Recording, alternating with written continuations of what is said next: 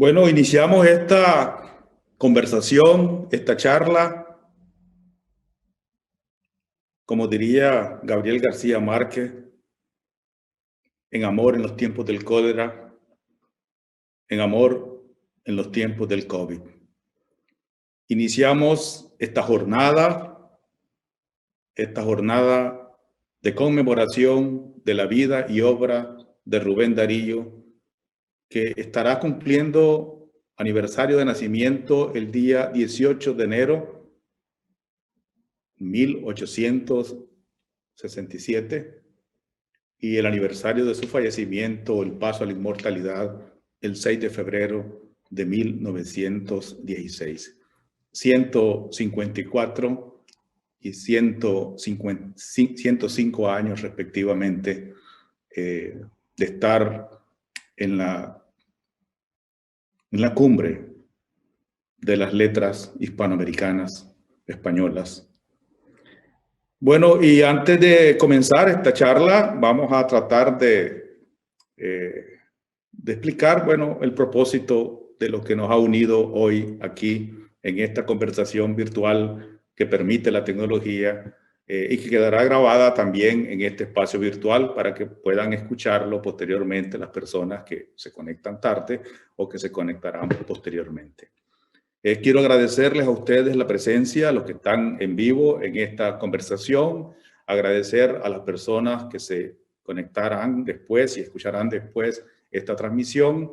También agradezco al equipo que ha hecho posible esta transmisión, superando mis fragilidades, mis debilidades tecnológicas, que no son precisamente mi fortaleza. Particularmente agradezco a Benjamín, a Eric, a Fran, a Oscar, a este equipo de jóvenes emprendedores que ha hecho posible la organización de esta plataforma virtual.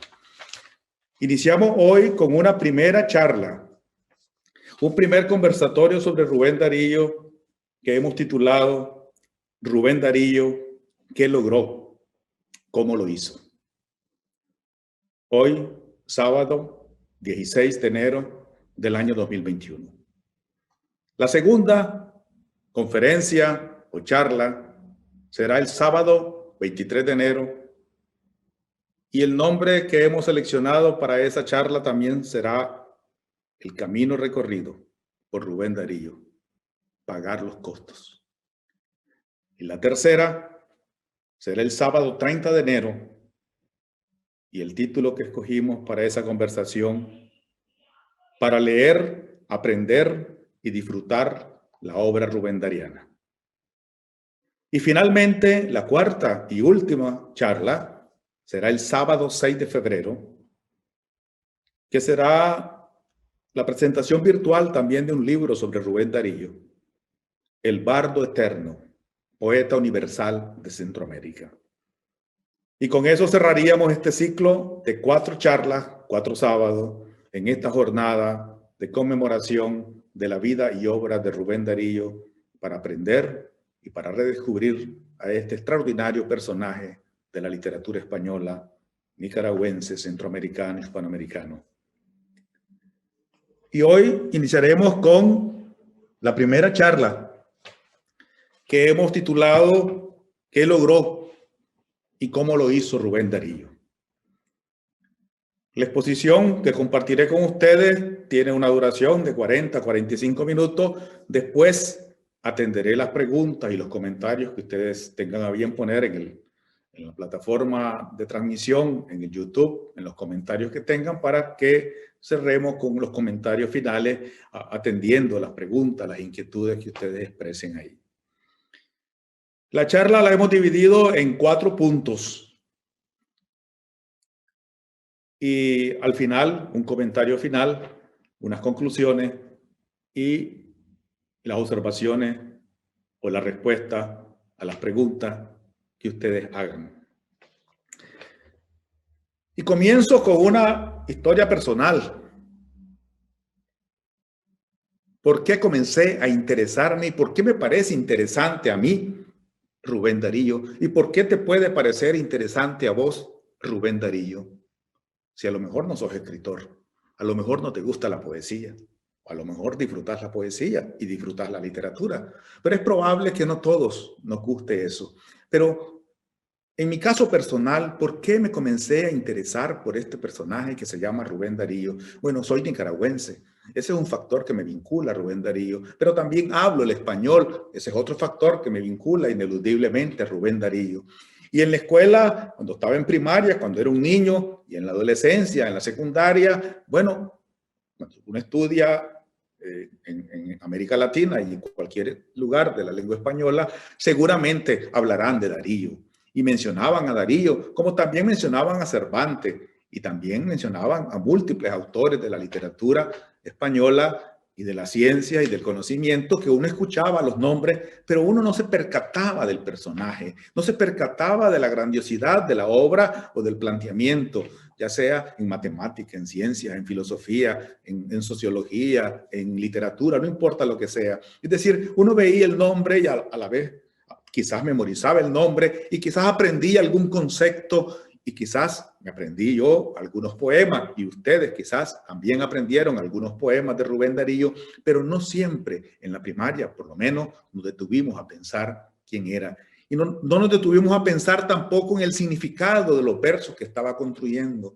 Y aunque el profesor nos dijera cualquier cosa, no siempre eso caló en nosotros, sino muchas veces lo asumimos como una obligación, como una tarea escolar que teníamos que cumplir y simplemente quizás después del tiempo nos pusimos a estudiar medicina o derecho o ingeniería o cualquier cosa que hicimos en el futuro y ese conocimiento se fue perdiendo y ese nombre quedó ahí en la distancia, en la memoria que se la lleva el viento, porque quizás no logramos comprender quién era. Eso me pasó a mí también. Estudié a Darío en la primaria y en la secundaria. Hablaban de Darío en todos lados y habían rótulos y monumentos que hablaban de Darío y cuando viajaba fuera del país también encontré a Darío en monumentos, en plazas, en parques, en calles, pero ¿quién es Darío? Esa respuesta no estaba clara. Y aunque yo soy escritor y soy lector y me gusta leer, he leído a Darío y lo había leído mucho tiempo, pero resulta que estando en Guatemala hace unos 10 años, más de 10 años ya, en una conversación que teníamos con algunos amigos, surgió el tema de Darío, una discusión ineludible cuando se habla de literatura. Y entonces, hablando de Darío, comenzamos a discutir y a conversar y hacer planteamientos diversos sobre la obra de Darío y sobre la vida de Darío.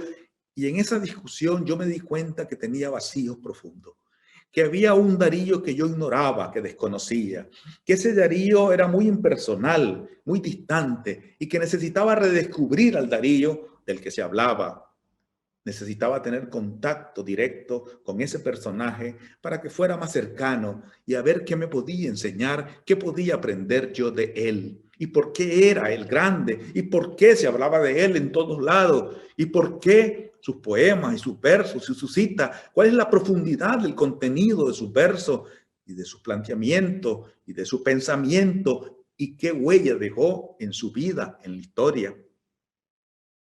Esas preguntas calaron en mí y hace un poco más de 10 años decidí hacer un repaso general de la obra rubendariana y leí nuevamente todas sus obras, Azul, Prosas profanas, Cantos de vida y esperanza, pero comencé a escarbar en su vida, en su historia de vida, en la manera que hizo las cosas, en cómo logró hacer lo que hizo y cuál fue el esfuerzo y el costo que asumió en ese proceso. Así es que a partir de ahí comencé a entender a este ciudadano del mundo, cosmopolita, universal, escritor, que se llama Rubén Darío. Y esa es la explicación que yo tengo. Y al entrar en contacto con él, me di cuenta que hay mucho más que aprender que un simple poema o que sus poemas y que sus libros. Hay que escarbar en el camino andado y en la profundidad y en los retos extraordinarios que tuvo que enfrentar para remontarse desde la adversidad a la cumbre de la literatura. Y sobre eso es lo que vamos a hablar hoy también. Bueno, el segundo comentario que yo quisiera hacerle es sobre el nombre. Bueno, realmente él se llamaba y fue inscrito así cuando se bautizó en la Catedral de León en marzo de 1867, Félix Rubén García Sarmiento. Félix Rubén García Sarmiento, hijo de Rosa Sarmiento, una joven chinandegana de Nicaragua, y de Manuel García, un leonés mayor que ella, quizás el doble de la edad, y ambos tenían un parentesco, quizás primos en segundo o tercer grado. Y ese García provenía de Panamá, de Veragua. El papá de Manuel García había llegado a León de Nicaragua, procedente de Panamá, Veragua, en el año 1900 y pico, 1800 y pico, y se había quedado en León y había tenido un hijo, y Manuel García era hijo de él, de tal forma que por la sangre de Darío corre también genes panameños de Veragua. Y entonces de esa unión, una unión acordada, una unión que no necesariamente fue por amor, sino por circunstancia de aquella época tradicional, colonial, clerical de mediados del siglo XIX en León. De ahí nació Darío, un 18 de enero de 1867, hace 154 años, y murió en León de Nicaragua un 6 de febrero de 1916, hace 105 años. Bueno, pero su nombre, con el nombre de Félix Rubén García Sarmiento, es un desconocido. El nombre que asumió él y con el que se le conoce es Rubén Darío. Rubén, porque era uno de sus nombres, Félix Rubén, el segundo nombre. Y Darío, porque el Darío era el nombre con el que se conocía a la familia de él. Los Daríos le decían, como el apodo familiar, como el calificativo familiar con el que se identifica una familia. Por ejemplo, Saramago, ustedes saben, Saramago no es un apellido que existía. Saramago era el apodo familiar que la familia tenía en su lugar de nacimiento, y cuando el padre fue a inscribir a José Saramago, a José de Sosa, en el registro, el registrador estaba borracho y simplemente escribió José Saramago, Saramago el apodo familiar, y el apodo familiar quedó como un apellido. Pero bueno, en este caso el apodo familiar o el nombre familiar con el que se conocía, digamos, los ancestros de Darío, de Rubén Darío, era Darío. Y entonces los Darío era Darío, por la vía del padre y por la vía de la madre, que también eran parientes, eran primos en segundo o tercer grado. De tal forma que él decide, y esa es una decisión personal, una decisión poética, llamarse Rubén Darío. Y el Rubén Darío es poético y es filosófico y es histórico. El Rubén, su nombre, el Darío. Y en la construcción del nombre, él plantea un concepto emblemático y poético, histórico, mitológico también. Y entonces, con ese nombre voy a construir la conversación que vamos a hacer. Rubén Darío son dos nombres de 5 letras cada uno, son 10 letras. Y voy a hacer un planteamiento, utilizaré su nombre, las 10 letras de su nombre, para hacer 10 planteamientos sobre lo que logró Darío. Y utilizaré su nombre, las 10 letras de su nombre, para plantear cómo lo hizo Darío. ¿Qué logró? Lo que logró. ¿Por qué es hoy Rubén Darío? ¿Por qué no es anónimo Darío? ¿Y cómo lo hizo? ¿Cuál fue el camino recorrido? ¿Cuál fue el proceso ineludible que tuvo que ser para lograr lo que hizo? 10 nombres, 10 conceptos. ¿Qué logró? El qué logró, la meta alcanzada, la verdad es que solo se sabe al final del camino. Cuando las personas mueren, cuando las personas concluyen su camino en la vida, es que se cierra el capítulo de la vida y se muestra los alcances, los logros, los impactos, la huella que deja en el camino recorrido. Cuando nace en la ignorancia, en el anonimato, en las circunstancias olvidadas, Nadie sabe quién es ese niño, a menos que haya nacido en cuna de oro, a menos que haya nacido en un lecho de rosa, lo cual no es el caso de Darío, ni es el caso de la mayoría de las personas que nacemos en circunstancias comunes y corrientes, y solo la familia, y la madre, y el padre se entera de que nacimos. Bueno, Darío nació ahí. De tal forma que Darío nace sin ser importante. Darío nace desde el anonimato. Y lo que logra hay que calcularlo del fin para atrás. Y ahí quiero anunciar yo los 10 puntos clave del por qué Darío existe hoy, este Rubén Darío, que logró Rubén Darío. En primer lugar, tenemos que aceptar y reconocer una verdad obvia, y es la verdad más importante de la obviedad de la vida, de lo logrado por Darío, y es que Rubén Darío es un clásico de la literatura universal. Esa es una afirmación verídica. ¿Cuántos clásicos hay en la literatura universal? En la literatura española está Cervantes, por ejemplo, hablamos de Shakespeare, hablamos de Lope de Vega, hablamos de Garcilaso de la Vega, hablamos de Darío. También podemos hablar de escritores más recientes, por ejemplo, de Asturias, de Gabriel García Márquez.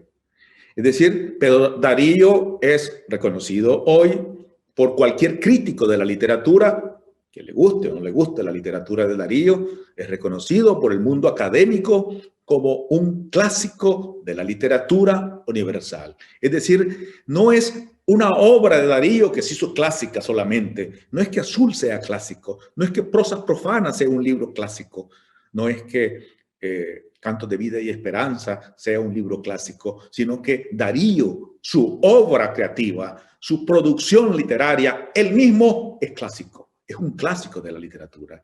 No es solamente la obra, la producción hecha, sino él como un personaje ineludible en la literatura universal y lógicamente también en la literatura española. Ese es el punto número 10.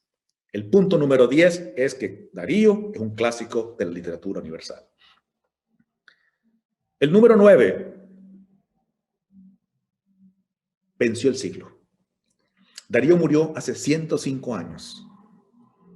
Pero más o menos ya hace 130 años, hace 130 o 135 años comenzó a ser conocido.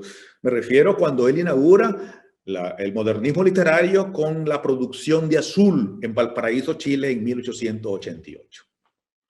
Entonces, desde esa época hasta la fecha, Darío comienza a ser conocido. Es decir, de su muerte han pasado 105 años, pero al menos 130 años han pasado desde que incursionó con éxito en la literatura española de una manera innovadora y atrevida. Y ha quedado ahí. ¿De cuántos autores, de cuántos escritores nos acordamos 10 años después, por ejemplo? ¿Cuántos logran sobrevivir 50 años? ¿Y cuántos son los que no logran sobrevivir un siglo? Muy pocos autores, contados con los dedos de la mano. No es fácil vencer el siglo. Darío venció el siglo. Hoy, 105 años después de su muerte, aquí en este espacio virtual estamos hablando y en centenares de espacios virtuales y presenciales, en libros, en revistas, en artículos, en ensayos, en noticias, en publicaciones. Sigue siendo motivo de discusión, esté o no esté de acuerdo con él, para elogiarlo o para desacreditarlo. No importa para qué. Frente a Darío es imposible ser indiferente o asumir partido a favor o en contra, porque Darío es un personaje ineludible, venció el siglo, es una verdad indiscutible. Octavo, traspasó las fronteras. De Darío no se habla solo en el territorio nicaragüense, no es cierto. Aquí hay en este espacio conectadas personas de distintas fronteras territoriales de América Latina, de Hispanoamérica.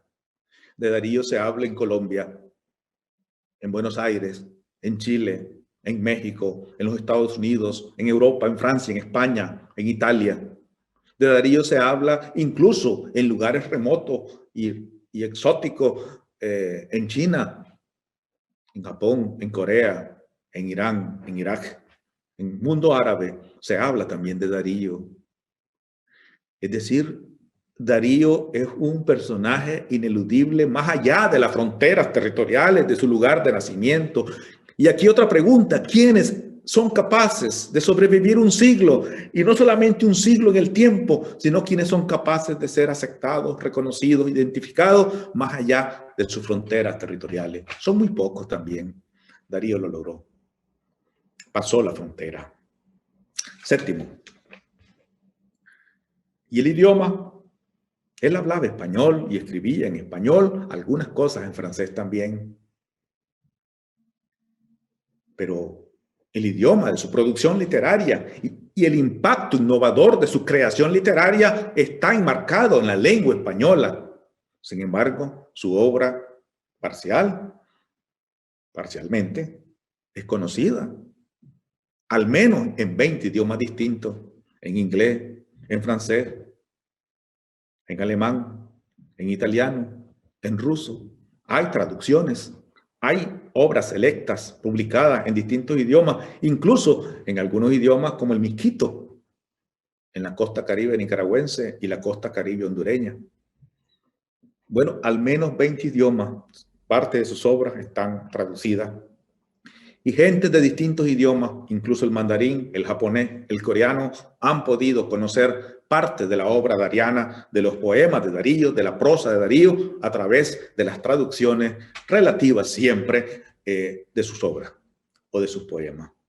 Es decir, es una verdad que no podemos obviar. Séptima, Darío superó las limitaciones del idioma porque logró ser traducido en muchos otros idiomas, aparte del idioma de su creación, el español. Sexto, renovó la prosa. La prosa. Ese texto para hablar, para escribir, Darío lo transformó. La prosa antes de Darío era una prosa pesada, cansada. Era una prosa que necesitaba refrescarse con nuevos adjetivos, con nuevos adverbios, con nuevas construcciones, con una flexibilización de la oración, de la sintaxis, de la gramática. Es decir, Darío logra como una plastilina agarrar el texto literario, la prosa, amoldarla y darle nuevas figuras, nuevos colores, nuevos aires. Y si nosotros leemos cualquier prosa rubendariana, nos vamos a percatar inmediatamente de esa calidad y de esos aires de frescura con los que revistió esa extraordinaria prosa literaria. Por ejemplo, aquí tengo en mis manos lo que se considera una narración, un cuento que inaugura la narrativa moderna hispanoamericana y se llama Leyenda Mexicana. Huitzilopochtli. Fue publicado en el año 1914 en Buenos Aires, en La Nación, el diario La Nación. También fue publicado después en otros medios, en el Diario de Centroamérica, en Guatemala. Y este cuento, que se recrea en el año de 1910, comienza así. Tuvo que ir hace poco tiempo en una comisión periodística de una ciudad frontera de los Estados Unidos a un punto mexicano en que había un destacamento de Carranza. Ahí se me dio una recomendación y un salvoconducto para penetrar en la parte del territorio dependiente de Pancho Villa, el guerrillero y caudillo militar formidable. Yo tenía que ver un amigo teniente en las milicias revolucionarias, el cual me había ofrecido datos para mis informaciones, asegurándome que nada tendría que temer durante mi permanencia en su campo. Hice el viaje en automóvil hasta un poco más allá de la línea fronteriza, en compañía de Mr. John Perhaps, médico y también hombre de periodismo al servicio de los diarios yanquis, y del coronel Reguera, o mejor dicho, el padre Reguera, uno de los hombres más raros y terribles que haya conocido en mi vida. El padre Reguera es un antiguo fraile que, joven en tiempos de Maximiliano imperialista, naturalmente cambió en el tiempo de Porfirio Díaz de emperador, sin cambiar en nada lo demás. Es un viejo fraile vasco que cree en que todo está dispuesto por la resolución divina, sobre todo el derecho divino de mando es para él indiscutible, etc. Este cuento, esta narración, en el contexto de 1910, es considerada, con esta narración, se inaugura la narrativa moderna hispanoamericana. Darío la inaugura. Y para referirnos a una prosa un poquito más anterior a esa, 1892 publica en diciembre en Panamá una prosa rica de un joven que ya publicó Azul cuatro años antes. Se llama Santa Claus en Panamá. Cuando los negros caballos de la noche iban cerca de la ciudad del cielo, Santa Claus, el viejo bueno de la gran barba, cruzando en 2 zancadas un océano, llegó al istmo. Venía desde los lugares del polo. Había encontrado el paso a ese otro anciano, su amigo, el invierno. Es el caso que al brillo de los astros se veía blanquear de nieve la onda crespa y argentina que le caía por el pecho entre la gran carga que traía a cuesta, 1000 sacos, como los de las correspondencias de un steamer. Había uno chico, repleto, el saco en el que venía el regalo para el zapatito de los niños panameños, el medio, el real, el Luis de oro o el beso de la madre pobre que no lo pone en el zapatito sino en la boca del bebé amado. Santa Claus oyó un alegre ruido. No era el de las sonoras trompetas del órgano religioso, ni las voces de los sochantres, ni los coros musicales en la misa del gallo, porque ni las puertas de la catedral estaban abiertas, ni señalaba el reloj las 12. Arriba, en lo tranquilo del azul, una estrellita de plata, chica como una lágrima, estaba ambicionando ser ella, una hermosa estrella de oro, como la que a paso pausado y orgulloso iba guiando a los coronados magos al pesebre de Dios. Prosa, 1892. Darío innova la prosa, cambia la prosa, le da nuevos aires a la prosa. Esa es otra verdad importante, otro logro alcanzado por Darío. Quinto, renovó la poesía. Incluso, aunque Darío es muy conocido y mucho más conocido por la poesía, su primer libro, el libro primigenio Azul, en un primer momento, los críticos españoles y los críticos latinoamericanos identificaron que lo innovador, lo más importante de la innovación de ese libro estaba en la prosa más que en la poesía. De tal forma que la renovación de la poesía también fue un acto importante, pero antecedió la renovación realmente de la prosa. Renovó la poesía. Le introdujo a los versos nueva musicalidad y nuevo ritmo. El modernismo se caracteriza por eso. En el modernismo no es suficiente el significado de las palabras, no fue suficiente. Es el valor del sonido, del ritmo, de las palabras, el timbre que logran articular en el sentido y las emociones que logran capturar, y las emociones y las imágenes y las ideas que logran articular en esa musicalidad. Esa poesía que cuando Darío era joven y estuvo en El Salvador se encontró con Francisco Gavidia, un joven de una edad similar, y este joven le dijo: escucha, Darío, los versos del alejandrino francés, cómo suenan los versos. Y Darío todavía no hablaba francés, ya había leído a Víctor Hugo y escuchó los versos que pronunció Francisco Gavidia. Y esa lectura, esa reflexión, esa conversación entre los dos jóvenes selló el proceso de sembrar la semilla modernista, porque Darío identificó que la fortaleza de ese verso alejandrino francés no estaba en el español, que el español podía ser enriquecido precisamente con esa frescura, con esa dinámica, con esa ritmicidad que tenían los versos franceses. Y lo hizo. No lo hizo Gavidia, lo hizo Darío. Y después vino Azul. Por ejemplo, podríamos mencionar uno de sus poemas Walt Whitman, que se refiere al gran poeta norteamericano del verso libre. En su país de hierro vive el gran viejo, bello como un patriarca, sereno y santo. Tiene en la arruga olímpica de un entrecejo algo que impera y vence con noble encanto. Su alma del infinito parecía espejo. Son sus cansados hombros dignos del manto. Y con arpa labrada de un roble añejo, como un profeta nuevo, canta su canto. Y otro poema de prosas profanas, 1896, Buenos Aires. Yo persigo una forma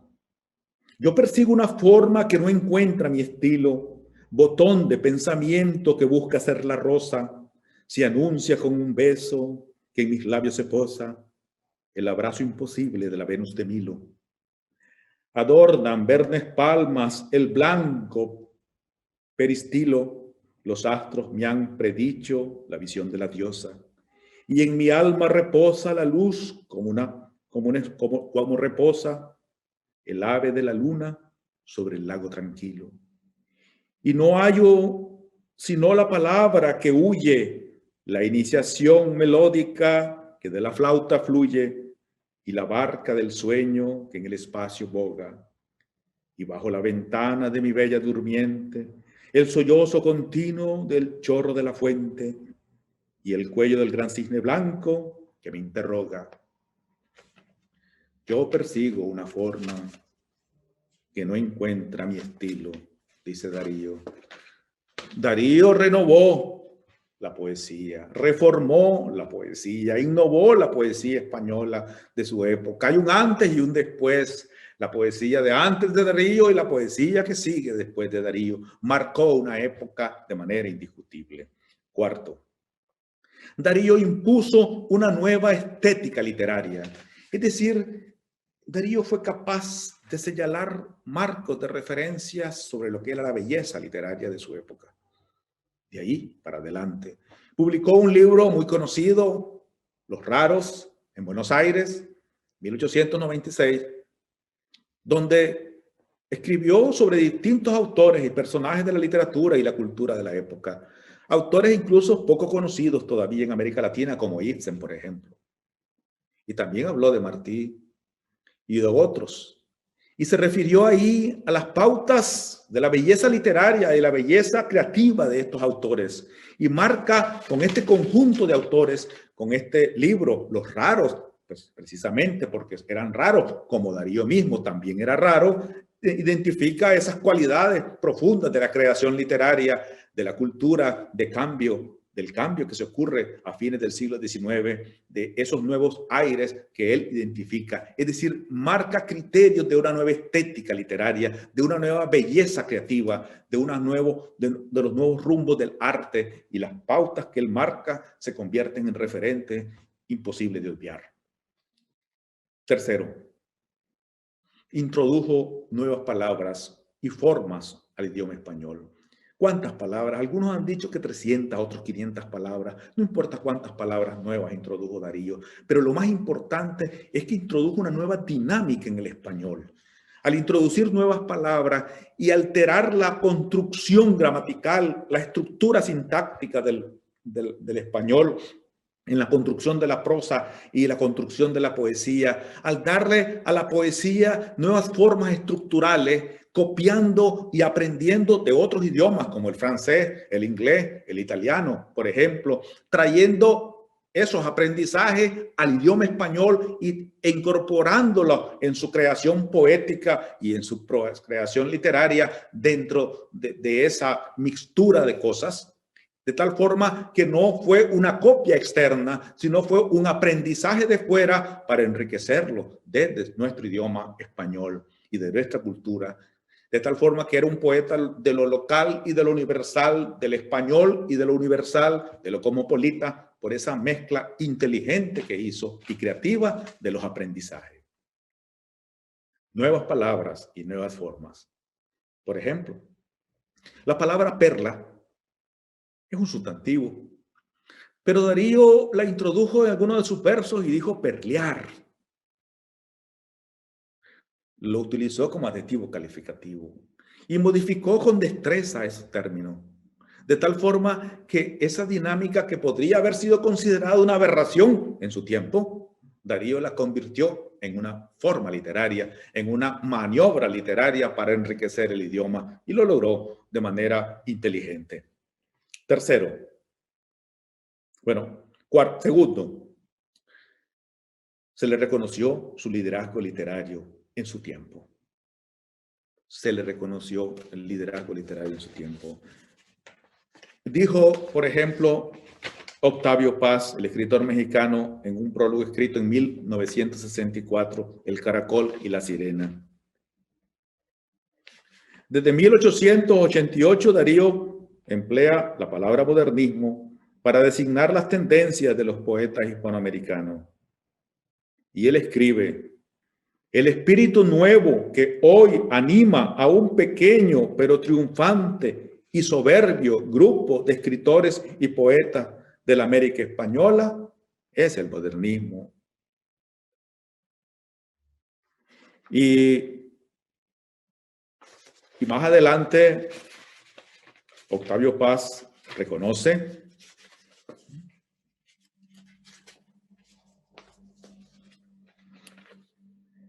que los poetas y los escritores de la época encontraron en Darío su máxima representación y se convirtió Darío necesariamente en el líder indiscutible de ese movimiento renovador.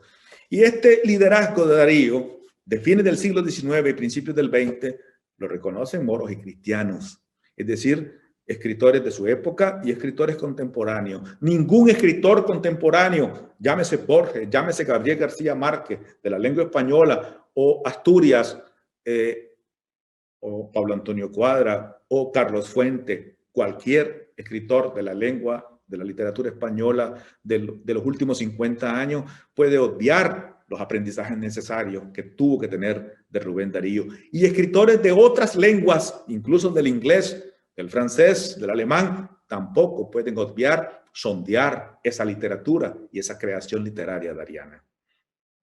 Y punto uno, lo primero que hizo Darío fundó el movimiento modernista de la lengua española, emprendió un movimiento con valentía, con osadía, y lo impuso con éxito. Estos son los 10 puntos claves que logró Darío y los quiero repetir y precisar. 10. Es un clásico de la literatura universal.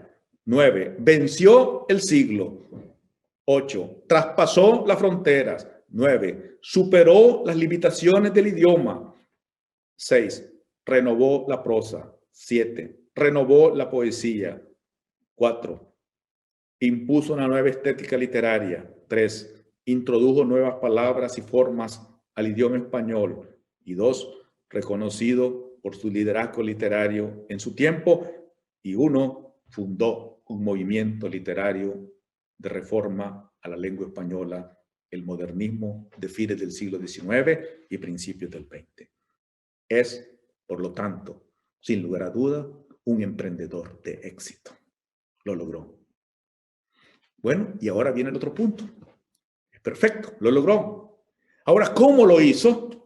¿Qué hizo Darío? Porque las cosas y los laureles no te caen del cielo. Es decir, tenés que trabajar y tenés que ponerte en marcha. Y ese es un punto clave del aprendizaje de Darío. Estas 10 cosas obvias, evidentes, demostrables, logradas por Darío, que hoy somos capaces de reconocer después del camino andado, tuvieron que tener otras circunstancias necesarias para que fueran posibles. El camino andado, el proceso recorrido, el proceso asumido, los costos pagados. ¿Cómo lo hizo Rubén Darío? Rubén Darío, un nombre de 10 letras, planteo 10 puntos clave del cómo lo hizo. Y tengo que comenzar con el primer punto y no con el 10 de lo logrado. En primer lugar, superó las adversidades de origen. Y la primera adversidad que superó fue haber nacido. ¿Saben ustedes cómo nació Darío? ¿En qué circunstancias nació? Su madre venía en una carreta desde León, se había separado de su marido, o el marido la había dejado, no importa, se habían separado, las situaciones no eran favorables, embarazada, con las últimas semanas para dar a luz, y se viene en la carreta, y Darío nace en una pequeña población, en una pequeña villa, en un pequeño caserío, nace en una hacienda, en una finca, en una casa pobre, en Metapa, Chocollos, hoy Ciudad Darío, un 18 de enero, atendido por una partera, en el anonimato y en la soledad, acompañada por su madre, lógicamente, que estaba con ella, y por la vecina, quizás, y por la partera, quizás. Y pasó 40 días ahí en una zona llamada Olominapa, otra hacienda cercana, hasta que 40 días después regresó a León de Nicaragua. Haber nacido es la primera gran adversidad que este niño tuvo que superar para ser lo que fue. Pero tendríamos que agregar otras adversidades. Los padres. No tenía padres cerca porque su madre al poco tiempo lo dejó. Y su padre no estuvo con él nunca. Y realmente él nunca supo quién era su padre. No tuvo contacto con él. Pensaba que era un pariente. No sé. Nunca lo vio como su padre. Y su madre lo dejó pequeño ahí. Y lo crió su abuela, su tía abuela, doña Bernarda. Y su tío abuelo, don Félix, por eso tenía el nombre, Félix Rubén. Pero su tío abuelo murió y se quedó doña Bernarda, una señora, sola con él, cuidándolo con las dificultades económicas en la León colonial de la época. Y ahí se quedó Darío con esas dificultades. Y no tenía, por lo tanto, recursos para salir adelante. La abundancia económica no era una situación favorable, no estaba en un lecho de rosa, ni había venido en cuna de oro. Nació en las dificultades de nacer, de pobreza, de dificultades de la época. En una ciudad, sin embargo, donde había un ambiente cultural interesante, una universidad floreciente, la última universidad construida antes de la independencia. Y también se olían aires liberales. Había pasado recientemente la Guerra Nacional que expulsó la intervención filibustera de William Walker, de los esclavistas del sur de Nicaragua, y la guerra de Centroamérica había concluido. Y en el ambiente, la ciudad de León era una ciudad capital, diócesis de León y de Nicaragua y de Costa Rica, sede del obispo, tradicional, colonial, con mucha historia y con efervescencias culturales también. Ese era el ambiente que respiró Darío ahí. Y en esas dificultades, bueno, sin padre, con la ausencia de los padres en la vida de niño, es una ausencia fundamental en el recorrido posterior de su vida. Bueno, pero lo primero que hizo Darío fue superó esas adversidades. Y lo que quería hacer y lo que podía hacer y lo que le gustaba hacer y lo que le obligaban a hacer, al final tuvo la capacidad de decidir que quería hacer literatura, que quería la poesía. Segundo, ¿cómo lo hizo? No se dejó vencer por sus fragilidades humanas. Cuando se habla de Darío, a veces se señalan sus defectos con frecuencia. Tomaba licor, sí. No pudo construir una familia estable, sí. Los hijos que tuvo no pudo criarlos y estar con él, con ellos toda la vida, sí. Fue un viajero errante, frecuente, sí. Eso es cierto. Pero a pesar de eso, a pesar de esas fragilidades humanas que atormentaron su vida, Darío logró su propósito. Porque aquí vamos al tercer punto. Darío definió muy temprano una visión y un propósito. Hay una anécdota muy conocida. Estaba Darío, su primo, Pedro Alvarado, un joven de su misma edad, tenía un concierto de piano y tocaba muy bien el piano. Y entonces, bueno, llegó la multitud de la gente a la casa. En aquel tiempo no había internet, ni había cine, ni televisión. Así es que un evento, un concierto de piano atraía la atención de la gente, de los vecinos. Y Darío fue y vio y escuchó el concierto que su primo ejecutó de manera magistral. Y todo el mundo aplaudió al primo. Un amigo de Darío que estaba a su lado, sabiendo que Darío era un alumno irregular en la escuela. Su asistencia no era la mejor asistencia escolar. Se aburría. Entonces le dice a Darío, ¿ya viste cómo aplauden a tu primo? Y Darío le dice, sí, mi primo ha ejecutado muy bien el piano y merece que lo aplaudan. Pero a mi primo lo aplauden en León. A mí me va a aplaudir el mundo. Imagínense ustedes un muchacho de 14 años con esa visión y esa confianza en sí mismo, creyendo que puede lograrlo, creyendo que él va a hacerlo, con esa visión de renovación literaria que desde temprano inquietó su vida, con esa avidez de lector de siempre. Bueno, cuarto. Uno de los instrumentos más importantes del aprendizaje de Darío, uno de los instrumentos más eficaces para el éxito de Darío fue la capacidad de escuchar. Por eso es que siempre me gusta mostrar esta imagen de Darío, esta imagen de 1915 en Estados Unidos. Esa imagen de Darío es la imagen de Darío que muestra a un Darío que está escuchando. Porque hay que reconocer que no fue la palabra verbal la gran destreza de Darío, fue la palabra escrita.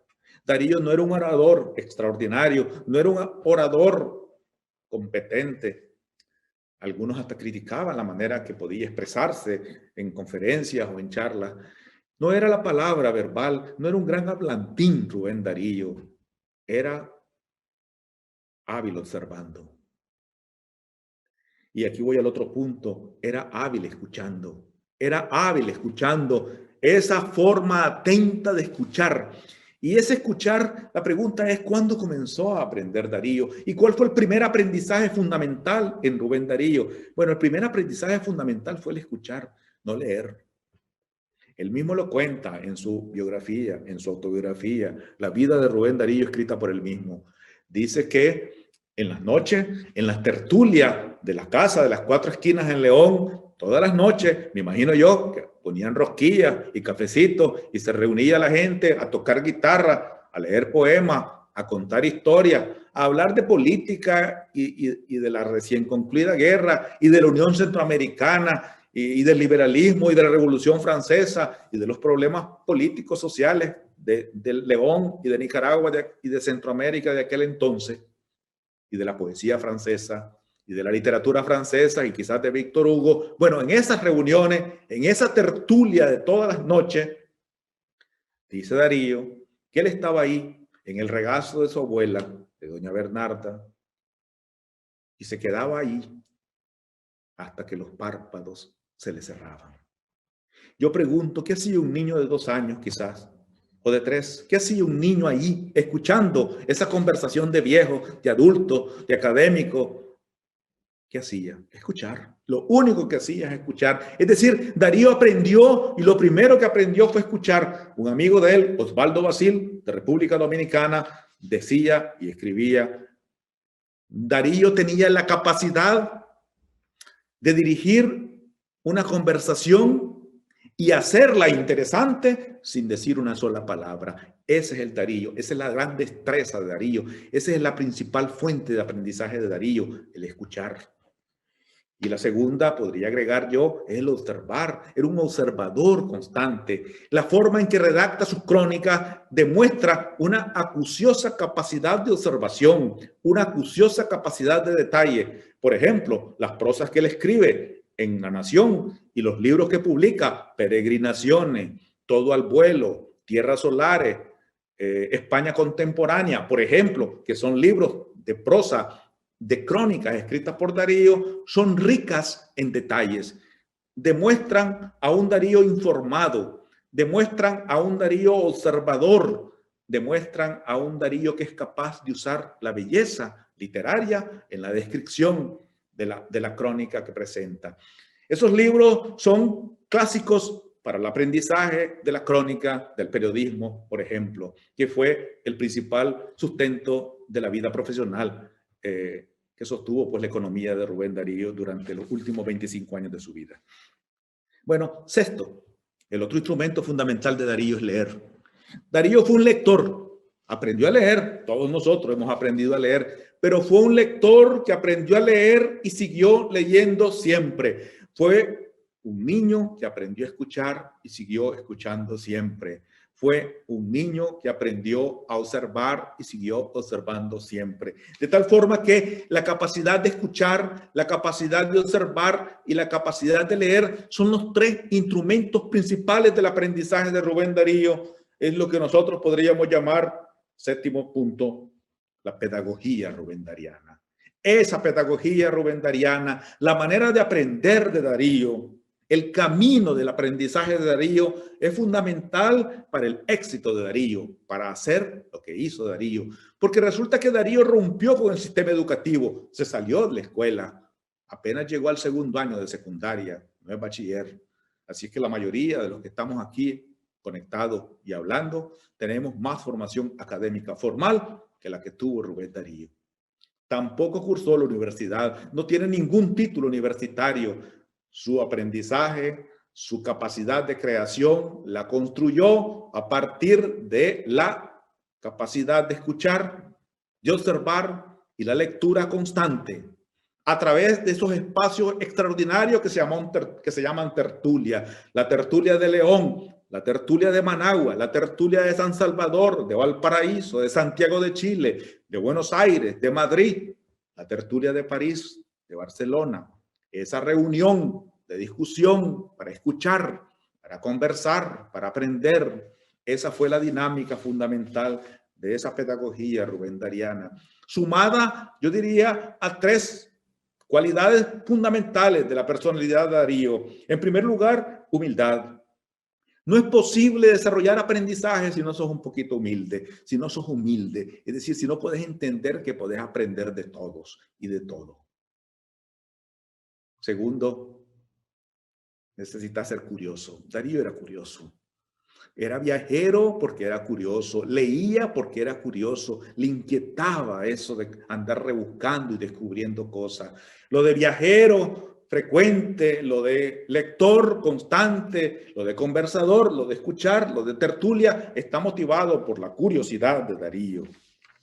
Y finalmente, bueno, octavo, persistencia. Darío fue persistente, fue obsesivo en su propósito. Él dijo que podía, que iba a ser aplaudido por el mundo y es aplaudido por el mundo hoy, pero para lograrlo tuvo que recorrer un camino, tuvo que superar sus propias fragilidades y pagar los costos.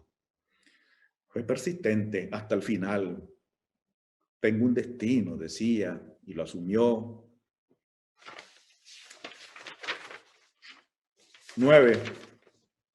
Rompió los esquemas literarios de la época, se rebeló a las academias. ¿Por qué Rubén Darío nunca fue miembro de la Real Academia de la Lengua Española, por ejemplo? Porque era un rebelde. Él estaba cuestionando las reglas de la lengua española, estaba cuestionando las reglas de la literatura, de la prosa y la poesía. Miguel de Unamuno, rector de la Universidad de Salamanca, escritor y filósofo, aquella frase famosa que Darío se enteró cuando vio que Darío en España y en el mundo se hablaba de Darío y comenzaba a escribir poesía y prosa de una manera distinta y de una manera despectiva. Unamuno le dijo a ese que se le ve la pluma debajo del sombrero. Le quería decir que era un indio. O sea, ¿cómo se atreve un indio de América, de Centroamérica, de Nicaragua, a venir a cuestionar a los académicos, a la academia, a la manera de construir poesía y la manera de construir la prosa? ¿Cómo se atreve a hacerlo? Y Darío se estaba atreviendo a hacerlo. Y estaba minando esa normalidad de funcionamiento de la academia. Y por eso no fue de la academia nunca. Y por eso tampoco le dieron un premio Nobel de literatura en esa primera etapa eurocentrista de los Nobeles. Y Darío entonces rompió los esquemas. Y cuando se entera Darío del comentario de Unamuno, bueno, le responde con una carta de altura que demuestra la extraordinaria personalidad de Darío en sus defectos y en sus imperfecciones. Después de haber leído un libro de poemas de Unamuno, dice: me he sacado la pluma debajo del sombrero para escribir estas notas, etc. Y esa manera elegante provocó una reacción diferente de Unamuno, que a partir de aquel momento respetó y reconoció los méritos inobjetables de aquel personaje extraordinario de la literatura hispanoamericana. Y finalmente, el punto 10 del cómo lo hizo es que Darío es un cisne negro. Y esa es una metáfora. Una metáfora que comienza con un poema, con un verso de Juvenal del siglo I, un clásico latino. Y que fue un poema que después se hizo refrán en Londres, en el siglo XVI, XVII. Y significaba que en Europa no hay cisne negro. No habían cisne negro, eran cisne blanco. Entonces, cuando ante la imposibilidad de que algo ocurriera, la gente decía, bueno, cuando aparezca el cisne negro. Si vos le prestabas a alguien dinero, ¿cuándo me vas a pagar? Cuando aparezca el cisne negro, quiere decir nunca. ¿Te vas a casar algún día? Cuando aparezca el cisne negro, quiere decir nunca. Es decir, ese era el refrán que era muy popular en Londres del siglo XVII, XVIII, en aquella época. No había cisne negro, pero de repente aparecieron los cisnes negros en Australia y los llevaron a Europa. Y entonces la metáfora se cambió, se cuestionó. Era cierto, había cisne negro, no solo blanco. Y entonces aquella metáfora se transformó como el suceso imposible, improbable, estadísticamente improbable, que ocurre repentinamente y provoca un gran impacto. Darío es un suceso improbable, impronosticable, imposible, que ocurre repentinamente, en condiciones totalmente inesperadas, y incursiona y provoca un gran impacto. ¿Quién podría haber apostado que este ciudadano del mundo, este hispanoamericano, este nicaragüense centroamericano que nació circunstancialmente en una carreta en Metapa, iba a ser el fundador de la corriente modernista que iba a reformar la lengua española?